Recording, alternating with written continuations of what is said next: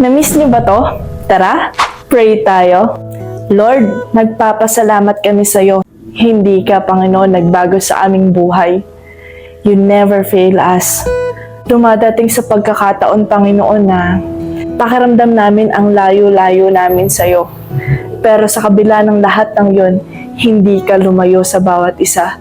Kaya naman, Panginoon, maraming salamat sa pagtsatsaga mo to pursue us, O God. Andyan ka parate, O God, para kami i-comfort, para kami mahalin, para kami bigyan ng kapayapaan, ng saya na nagmumula sa iyo, O God. Lord, as we draw closer to you, O God, marapatin mo po, Panginoon, na tanggapin kaming muli, O God, ng buong buo at maibigay po namin ang pinakamainam ang pagsamba ng aming buhay sa iyo, O God. Lord, hindi namin alam ang mangyayari bukas, hindi namin alam ang mangyayari sa future po namin, pero naniniwala kami, Panginoon, na kung paano mo kami pinagtagumpay, O God, sa mga nakaraan naming mga pagsubok sa buhay, ay ganun din po ang mangyayari sa amin sa kinabukasan.